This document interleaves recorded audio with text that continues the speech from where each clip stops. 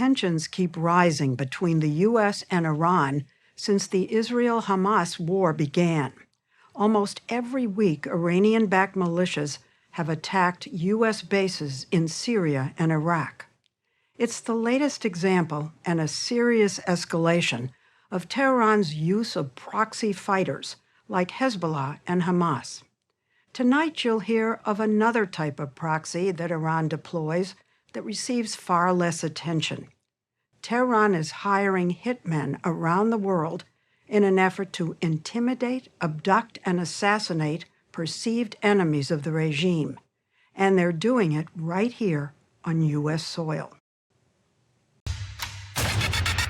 This video was posted online by a channel affiliated with Iran's Revolutionary Guard. It vows to kill former American government officials, including President Trump, to avenge the 2020 U.S. assassination of the terrorism mastermind Qasem Soleimani. Threats like this have been deemed credible enough that several of these officials have been under round-the-clock protection, including former Defense Secretary Mark Esper, former Secretary of State Mike Pompeo. Iran reportedly offered a hitman $1 million to kill him, and John Bolton, the former National Security Advisor. They bargained the price for me would be $300,000, which I have to say I found insulting. So what exactly was the plot against you? The Revolutionary Guard sought to procure either my kidnapping or my assassination, not directly by a Revolutionary Guard's member, but by seeking a hitman who would carry out the job either in the U.S. or abroad.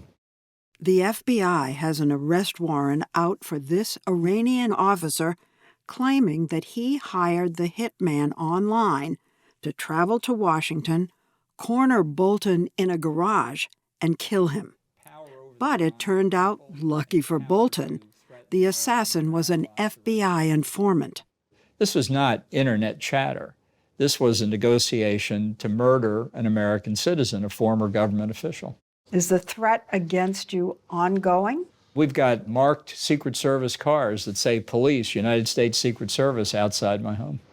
We talked to the FBI and several intelligence agencies, and they told us that Iran's efforts are becoming more frequent and bolder, and that they often go after vocal Iranian activists living abroad. The idea behind assassination plot, behind kidnapping plot, is to keep you silent. It's a beautiful family place. We met one of their targets in Brooklyn. Masih Alinejad is a leader in the women's revolt against the law in Iran mandating they wear a headscarf or hijab. Forced to flee 14 years ago, she settled here in Brooklyn, where she encourages women back home to send her videos of them taking off the hijabs, and she spreads those images online to her 10 million or so followers, fueling the protest movement. So the mullahs began to focus on you. The FBI came and told you there was a plot against you. There were like 6 or 7 FBI agents. When they came to my house, they told me that your life is in danger. I was like, okay, tell me something new. Because we Iranians are used to it. But they actually said, no, this time is different. They said that the Iranian regime hired private investigator on U.S. soil to take photos of your movement, your daily life, your routine. And I was like, wow, so they're here in New York, in Brooklyn. The plot was to kidnap you and take you by speedboat to Venezuela? Hey, it sounds like a scary movie to you. Now, No, you don't even... it sounds implausible to me. You see, it's a reality for us. And a reality for the FBI that says the plan was to get her to Iran to stand trial. It was the same for Jamshid Sharmad, another Iranian dissident who lived in Los Angeles for 2 decades and created a website where people in Iran could report human rights abuses. In 2020, while he was changing planes in Dubai on a business trip, his family noticed his phone started heading in the wrong direction. His daughter, Giselle Sharmad, soon saw her dad pop up on Iranian TV in a courtroom looking petrified. He's forced to confessions about crimes he did not commit. The charge that they gave him is corruption on earth. That's why he got the death sentence. Is it a situation where he could actually be executed? Oh, yes. Any day. They want to hang him from a crane in the middle of the city. The original plot to kidnap Masih was thwarted. But according to the FBI, a year later, in 2022, Iran paid this Azerbaijani, living outside New York City, $30,000 to buy a semi-automatic rifle and kill her. He lurked outside her home for a week. His plan was to take advantage of her friendliness to her neighbors. He was actually following my life. He knew that. I was the one offering flowers to strangers. You offered flowers to strangers? Yeah, this is me. So he received a text message from the guy inside Iran saying that, go and knock the door, then take her to the backyard garden.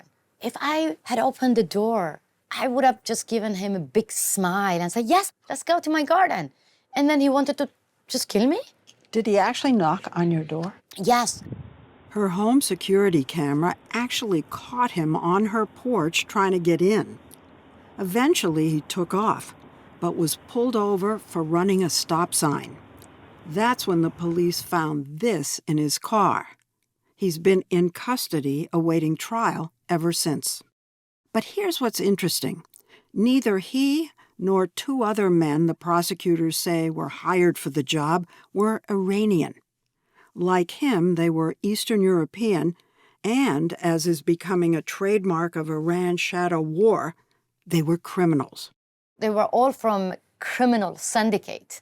This is what the Islamic Republic is really good at, like using drug dealers, using criminals to do their dirty job on the Western soil. Well, and maybe have deniability. Exactly. We didn't do it. That's the point.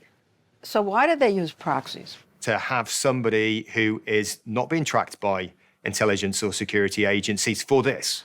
Matt Jukes, head of counterterrorism policing in Britain, says this is not just an American problem.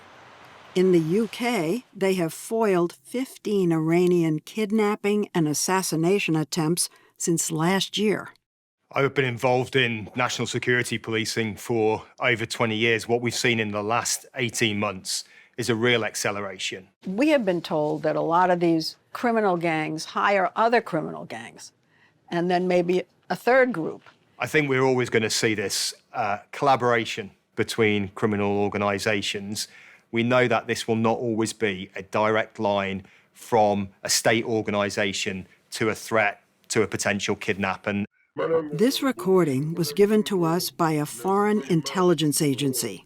It shows how Iran recruits criminals. I received a call from the IRGC, the Revolutionary Guard.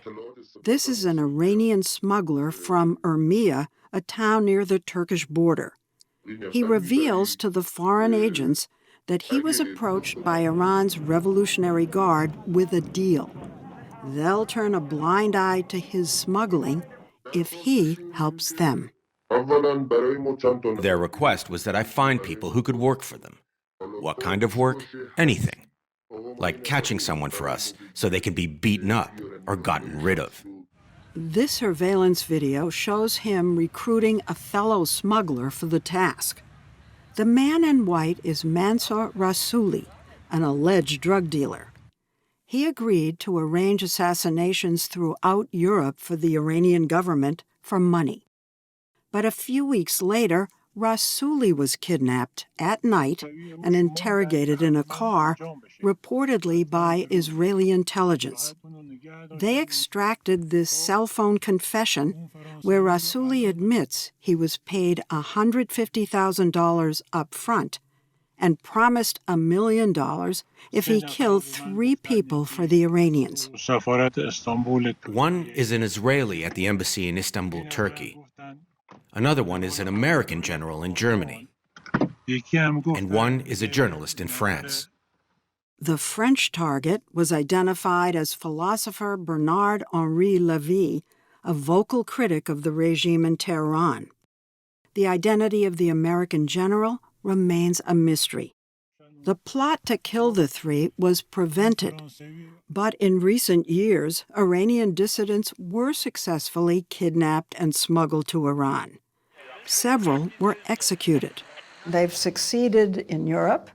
They haven't succeeded in the United States, even though we know there are targets. Right. So many American officials and others are being targeted. Why is it not a bigger issue? Look, I think the targeting of American citizens by a hostile foreign government is very close to an act of war. What would happen if they succeeded in assassinating someone like you, a well-known former official? Well, I wouldn't like to find out for myself or for the country, but why are we sitting here quietly talking about this when they're in effect saying they're going to commit acts of war against American citizens on American soil? Does the fact that Iran feels emboldened to come after our citizens, does it mean we've lost our deterrence? Well, I think we have lost deterrence, and I think this also goes to an unwillingness on the part of the administration to confront the Ayatollahs in a way that they understand. They can challenge U.S. government on U.S. soil without any punishment. Then what's the reason to stop? There are sanctions against them. Sanction is not sufficient. Sanction is not helping. What do you want us to do? Drop a bomb? No. Look, when you negotiate with the killers, you're empowering them. The Biden administration didn't respond to our request for an interview. The Islamic Republic When Masih Alinejad was called to testify before Congress about Iran in September, she said that unless the administration's policy changes, her life will continue to be in danger.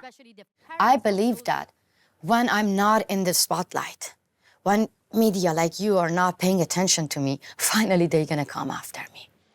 While she now has the freedom to speak her mind in America, she does not have the freedom to live where she wants. Masih and her family have had to go into hiding under FBI protection. It's like, wow, the government from my own country trying to kill me, but my adopted country trying to protect me. You have to be an Iranian to survive assassination plot to understand that how it feels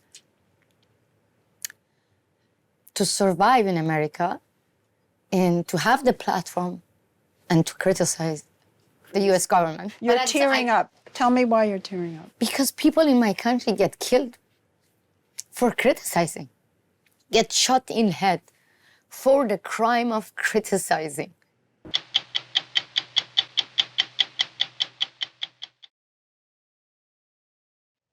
For more than 5 years, 1,975 days, American businessman Emad Shargi was a prisoner of the Islamic Republic of Iran. He spent much of that time in the country's most notorious prison in a dreaded ward run by Iran's Revolutionary Guard. Last month, Shargi and 4 other Americans were freed in a complicated deal involving $6 billion in restricted Iranian oil revenue. The deal drew criticism at the time for granting financial relief to a regime the U.S. government considers the world's largest state sponsor of terrorism. It drew even more scrutiny after Hamas, which is financially supported by Iran, attacked Israel 2 weeks ago. With more than 200 hostages remaining in Gaza, including some Americans, Shargi's ordeal is a stark illustration of the difficulties and perils involved in bringing American citizens home. This story should have never happened. But I didn't waste 5.5 years, Margaret. I learned a lot about myself, about humanity, about what is important in life. Being thrown in a cell, it's the closest you come to death. Emad Shargi is a dual citizen of the U.S. and Iran. He left Iran at age 13 before the 1979 Islamic Revolution. In the U.S., he went to college, met his wife Bahre, and started a business representing U.S. chemical companies in the Middle East. and later worked for a private equity firm in Abu Dhabi. By 2016, with their daughters off to college, Emad and Bahre, who is also Iranian American, decided to travel to Iran and rediscover their roots. Iran had just agreed to a landmark deal to limit its nuclear development in exchange for sanctions relief, which made Shargi think the country was full of opportunity. His father thought otherwise. He said to me, Emad, you don't know this country. People like you will dual nationalities. They pick these people up once in a while for whatever use they have for them. And I said, Dad, give me a break. I've never been in the US government, nothing. And I guess if anybody asks me in one sentence, what have you learned from this experience? I would say, listen to your dad. The couple, both in their 50s, began spending time in Iran. Shargi found work consulting for an Amsterdam-based company investing in Iranian businesses. Was there anything that suggested to you that you were a target, that there was going to be a problem? I thought I have a better chance of getting hit crossing the road by a motorbike. When I was there, I did not see this coming. Just past midnight on April 23, 2018, about 15 armed agents showed up at the family house in Tehran. Gentleman walked in. He said, this is an arrest warrant for you and for your wife. On what grounds? He wouldn't tell me at the time. Around 2:30 in the morning, they said, okay, get ready, we are taking you. And my wife said, no, you can't take him. And they told her to sit down and mind her business, that they'll get to her later. What did that mean? I didn't know at the time. So when they took me out of that house, I did not know what was going to happen to my wife. That's terrifying. Yep, it's not a position you want to be in. He was taken to a place in Tehran Iranians have long feared, Evin Prison, to a special ward known as 2A, run by the intelligence division of the Islamic Revolutionary Guard Corps. They took me to a room. They told me to strip naked. They gave me some blue garbs. They told me, this is the end of the line for you, and most likely you'll never see the outside world. From now on, nobody will address you by your name. You're a code now. 97010 was my code. That's dehumanizing. They are experts at that. And then hell starts. Torture. Threats of torture and psychological torture. They take you to a very small room, and then they throw a giant of a human being in there who proceeds to hit you, to push you around, to threaten to kill you. And then the good cop comes in, and he says, look, I can put a stop to this. You just need to confess. Confess to what? They said, you have to confess that you are a spy. Which is ludicrous. Shargi says his interrogators threatened him with electrical shocks, waterboarding, and hanging, but never followed through.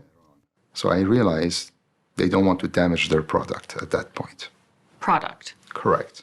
Why do you choose that word? Because that's what I was. You believe you were taken simply because you were American to extract a price. Correct. He told us some interrogations went on for 9 hours a day. What did you tell them during all those hours of questioning? I mean, the most mundane things. The first day they kept asking me, why did you go to the White House church? And I'm just thinking to myself, going, I know the White House doesn't have a church. And then it clicked. They had hacked my Facebook. They had seen the pictures of us attending my daughter's events at school at the National Cathedral. They had no idea the National Cathedral had nothing to do with the White House. This is an intelligence service. You would be surprised. They had my telephone, so they had gone through the list of every person I'd ever met during the last 30 years of my business career. Who are these? Who are those? These questions would go on day after day after day. In December 2018, after 8 months of interrogation, Emad Shargi was suddenly released on bail. His wife Bahre, who'd never been arrested, was able to leave the country. Emad expected to join her soon. He says he received a letter of exoneration, but he wasn't allowed to leave Iran. Now my story takes a bizarre turn. My file had been sent to the Revolutionary Court. It's where a gentleman by the name of Judge Salavati sits, also known as the hanging judge. In November 2020, the hanging judge sentenced Shargi to 10 years in prison under a broadly worded statute which prohibits cooperating by any means with foreign states against Iran. Before Shargi had to report back to prison, a friend came up with a plan. To escape. To escape. And I said, let's go. Smugglers helped him make his way to Iran's mountainous border with Kurdistan, but about 30 miles from freedom. I look up, and there is about 15 guys with AK-47 pointing at the car. They threw me on the ground, and their team leader came. He opened the scarf that they had put around my eyes, and he looked away and he shook his head to his team members. They were looking for somebody else. They were looking for somebody. But now we have round 2 of incarceration. This Iranian propaganda photo taken in January 2021 shows him bearded and shackled, being escorted back to Ward 2A, where he says he underwent another 8 months of interrogation. The second 8 months, I was interrogated close to 400 hours. How do you stay sane? All those times, there was never a doubt in my mind that my government would get me out. That was my hope. Back in Washington, Bahre and her daughters campaigned for Emad's release and sought help from the State Department, which reviewed Shargi's case and determined he was wrongfully detained. The Biden administration had been trying to broker both the release of American detainees and the renewal of the Iran nuclear deal, which the Trump administration had pulled out of. But the talks stalled. In the fall of 2022, widespread protests broke out following the death of a young woman in the custody of Iran's morality police. In Evin prison, the inmates rioted and set fires. The guards responded with tear gas and bullets. It was happening a couple of yards from where I was sitting in my room. Now, if I left, I could be shot. If I stayed, I could suffocate. With no good option, he stayed in his cell. Shargi says he was rescued, ironically, by his tormentors, a team of Revolutionary Guards.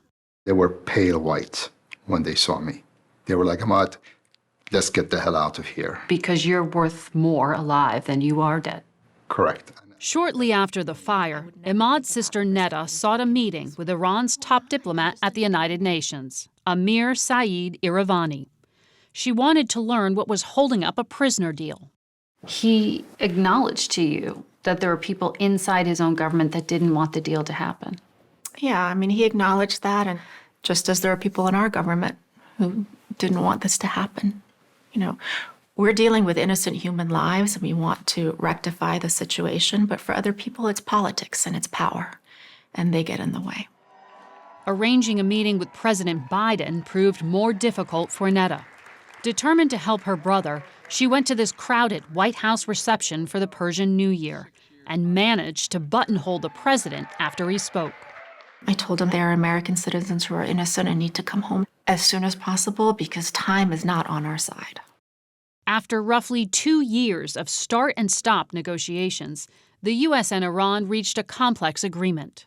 $6 billion that Iran had earned from selling its oil had been tied up in a foreign account for years due to U.S. sanctions. According to U.S. officials, Iran can use the money to buy humanitarian goods like food and medicine once the U.S. approves the transactions. The money goes to the suppliers, not the government of Iran. On September 18th, President Biden granted clemency to 5 Iranians accused of nonviolent crimes. 5 Americans, including Emad Shargi, were released and flown to Qatar. From there, they flew to a military base in Virginia, where their families were waiting. We're home. I hadn't seen my daughters for 5.5, 6 years. I had missed all their graduations, birthdays, anniversaries with my wife. It's like being born again. We had thought we were going to be freed so many times, and this was it. Since his release, Emad's making up for lost time with his family. he's also had time to reflect. You think to yourself, what was this all about?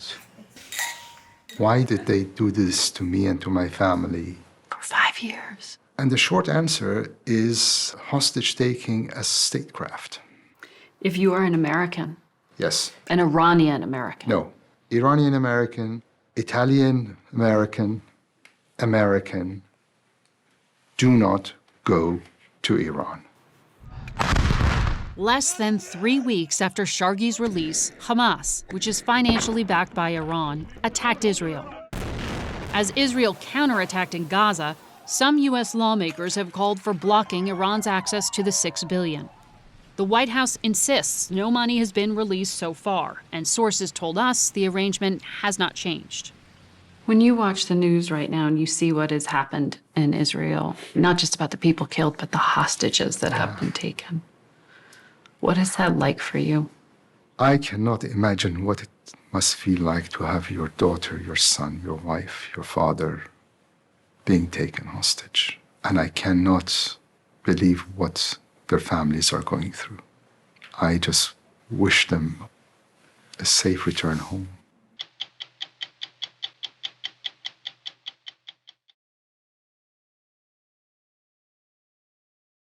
The United States first placed financial sanctions on Iran back in 1979 during the hostage crisis. For nearly 4 decades, the U.S. State Department has designated Iran one of the world's leading state sponsors of terrorism. But the Obama administration, along with 5 other countries, agreed to billions of dollars in sanctions relief in exchange for Iran's agreement to dismantle much of its nuclear program and open its facilities to extensive international inspection. The Trump administration, distrusting Tehran, pulled out of the deal and stepped up crushing economic pressure. That's where Ebrahim Raisi found himself when he was elected president a year ago. Last month, Iran and the 61-year-old hardliner were on the verge of striking a new deal, but then Iran submitted demands that sent the nuclear talks into a stalemate. Sir, thank you. I'm Lesley. We met President Raisi Tuesday at the presidential compound in Tehran for his first interview with a Western reporter. I was told how to dress, not to sit before he did, and not to interrupt him. We were given 1 hour for the interview. Can we start with the negotiations on the nuclear deal? Do you want to have that deal renewed? Because, you know, there are some American officials who are beginning to think that you don't. If it's a good deal and fair deal, we would be serious about reaching an agreement. It needs to be lasting. There needs to be guarantees. If there were a guarantee, then the Americans could not withdraw from the deal. But you can pull out of the deal. I mean, just as well as we could pull out of the deal. You see, the Americans broke their promises. They did it unilaterally. They said that, I am out of the deal. Now making promises is becoming meaningless. Are you saying that you cannot trust the Americans? We cannot trust the Americans because of the behavior that we've already seen from them. That is why if there is no guarantee, there is no trust. The U.S. says the West can't trust Iran, for instance, when it claims its nuclear program is purely for peaceful purposes. As far as we can tell, you don't use it for, things that can help your citizens, like electricity. You say that you want it for peaceful reasons. Like what?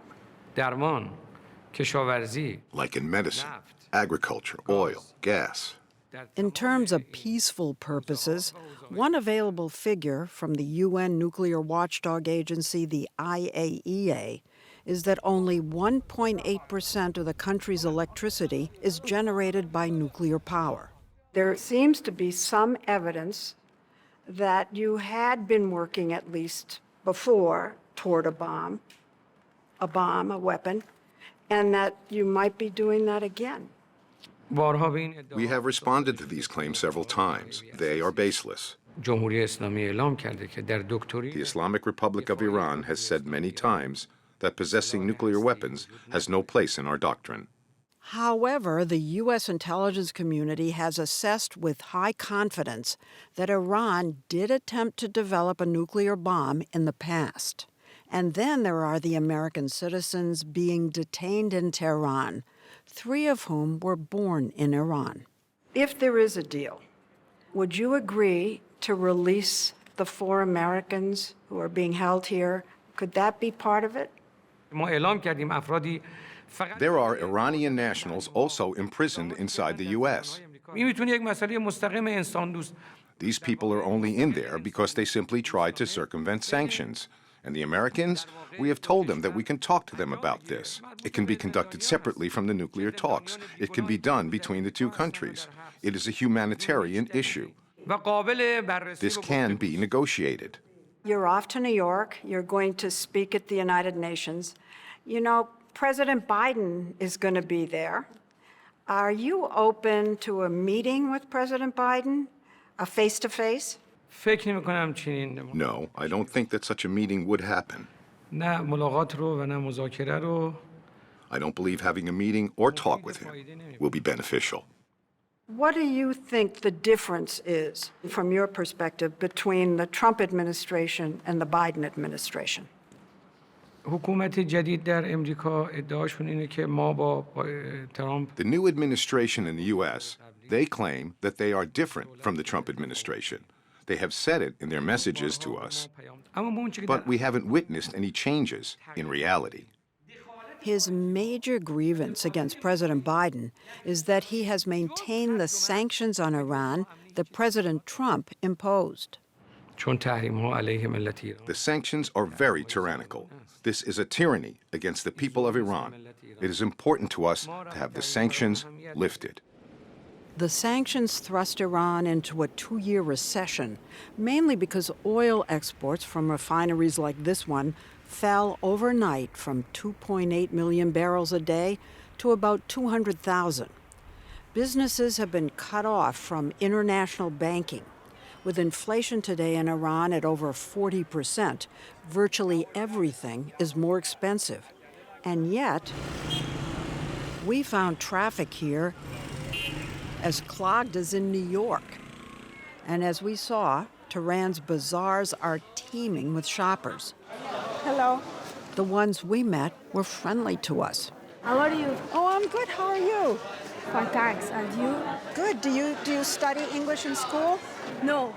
One reason for the bustling commerce is something the president calls the resistance economy, in which businesses are encouraged to make more of the things themselves that they used to import. So, do you know where these are made? Made in Iran. In Iran? Yeah. Homemade blue jeans. For our country. Also made in Iran, washing machines, refrigerators, TVs. They also have their own version of Uber Eats called Snap Food. Iran is home to one of the world's oldest civilizations, dating back to 4000 BC. It's where the foundations of algebra and chemistry were developed. Today, while there's attention to religious tradition in the Islamic Republic, it's one of the most westernized countries in the Middle East, with a well-educated population. This mall could be anywhere in America, with an ice skating rink, a food court with hot dogs and burgers, and the least expected, sexy window displays. And yet, President Raisi just signed a decree making women who don't dress modestly subject to arrest. A young woman died Friday after the morality police took her into custody for violating the rules on head coverings. Eyewitnesses say they saw her being beaten while in a police van. President Raisi's office says he ordered an investigation. Syed Ebrahim Raisi descends from the Prophet Muhammad, as his black turban signifies, according to Shiite Muslim tradition. He's a hardline conservative cleric like his mentor, the supreme leader Ayatollah Khamenei. I want to ask you about your own record. there is a personal sanction against you.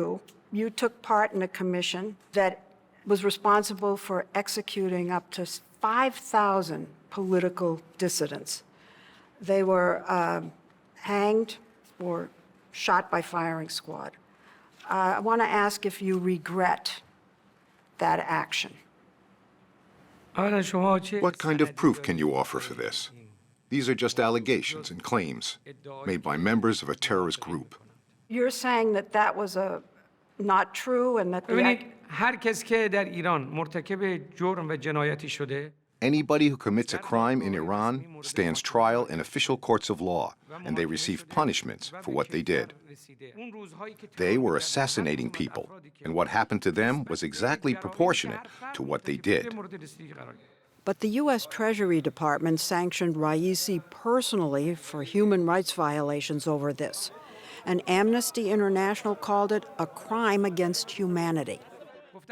The president was feisty with us, sprinkling his answers with a predictable antipathy toward Israel and Jewish people.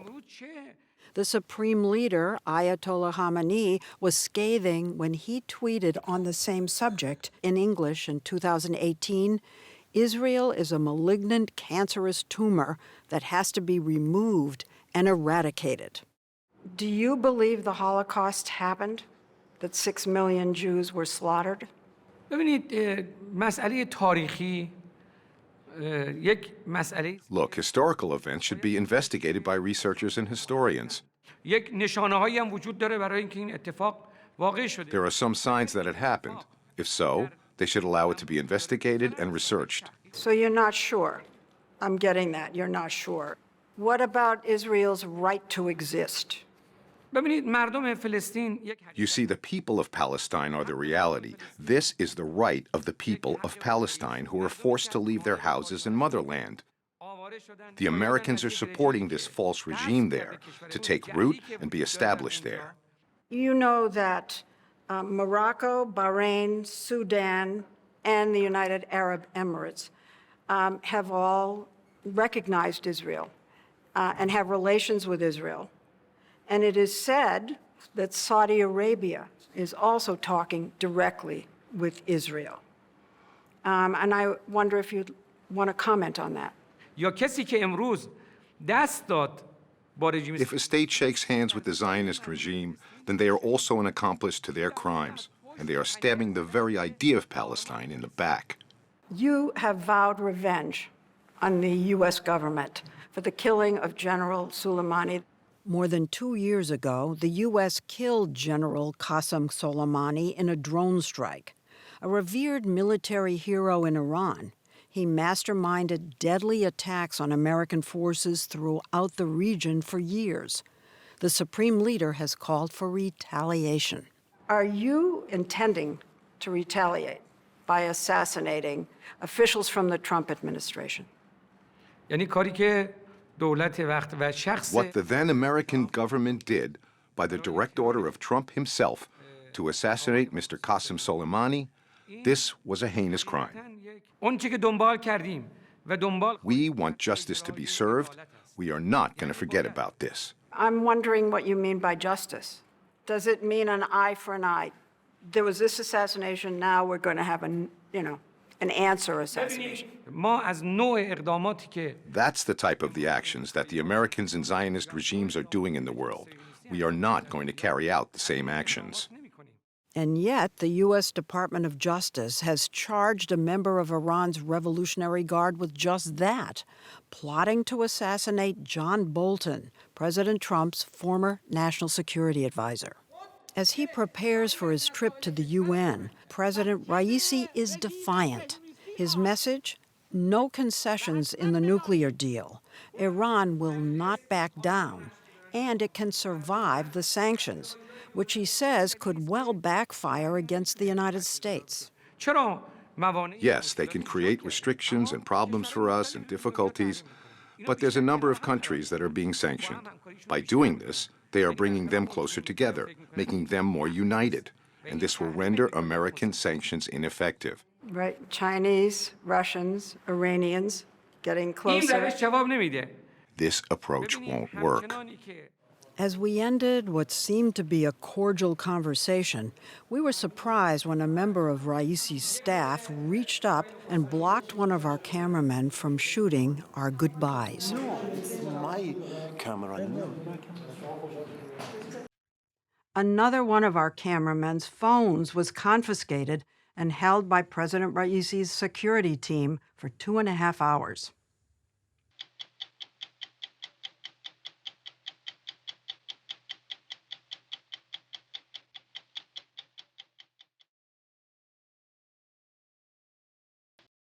Since President Biden took office, relations with Iran have been tense, but nothing like the eyeball-to-eyeball confrontation during the Trump administration when the two countries almost went to war. It happened over 6 days in January of 2020, beginning with an American drone strike which killed Iran's most powerful general and ending with an Iranian ballistic missile attack against U.S. troops in Iraq. Earlier this year, we showed you for the first time drone video of what turned out to be the largest ballistic missile attack ever against Americans. And we talked to the troops who were there on the night the U.S. and Iran went to the brink. Hey, buddy. If you're seeing this video, some bad things happened to Dad last night. So I need you to be strong, okay? For Mom. And just always know in your heart that I love you, okay? Bye, buddy. A few hours after Army Major Alan Johnson recorded that message to his son, Iranian ballistic missiles began raining down on al-Asad Airbase in Iraq, where 2,000 U.S. troops were based. As a drone recorded the attack, Americans caught in the crosshairs could do nothing but run or duck and cover. Holy God damn! Each missile carried a warhead weighing more than 1,000 pounds. Stay right here, bro. Don't move. Well, words can't even describe the amount of energy that is released by these missiles. Johnson was taking cover in a bunker designed to protect troops against much smaller warheads, weighing only 60 pounds. Knocked the wind out of me, followed by the most putrid-tasting ammonia tasting dust that swept through the bunker, coated your teeth. After the blast wave and debris came the flames. The fire was just rolling over the bunker, like 70 feet in the air. Johnson's bunker provided no protection from that. We're going to burn to death. We start heading down 135 meters, make it about a third of the way there. The big voice, we call it, clicks in, incoming, incoming, take cover, take cover, take cover. I've got another football field to run. I don't know when this next missile is going to hit. Can you hear the incoming? Like a freight train going by you. Johnson wasn't the only one frantically searching for cover. It's 6 people running for their lives to get to this next bunker. We get to the bunker and realize there's roughly 40 people trying to stuff themselves into this bunker that's made for about 10 folks. And I grabbed the guy in front of me. I'm just like, you got to get in the bunker, and just like shoved everybody in there. But when you're running between bunkers, it's just a matter of what, luck? Luck. The only thing I can actually come up with is that the hand of God protected us, because really nobody should have lived through this.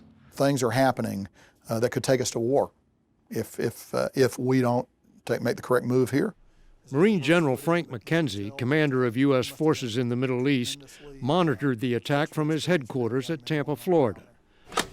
Ducking into this small room off his main operations center, where he could talk directly to the only 2 people above him in the chain of command. They bring in the Secretary of Defense, and then a little bit later they brought in the President to this conversation. We're listening to the reports of the missiles flying.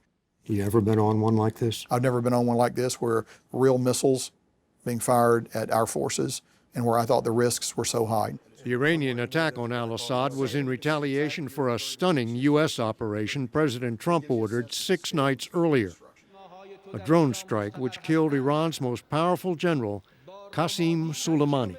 The blood of many Americans is on the hands of Qasem Soleimani. He was as close to an indispensable man as you could find inside Iran. Where he went, violence and death followed. During the American occupation of Iraq, Soleimani had orchestrated attacks which killed more than 600 U.S. troops. And according to McKenzie, he was planning to do it again. We saw intelligence reports where Qasem Soleimani was moving various attack streams forward against our forces in Iraq, against our embassy and against other bases there. Were they imminent? Perhaps in hours, perhaps in days, probably not weeks. Until then, the U.S. had shied away from going after Soleimani for fear killing such a high-ranking government official would only provoke more Iranian attacks. I never take killing anyone as an easy decision, but I think the risk of not acting in this case outweighed the risks of acting. So yes, I was good with the decision.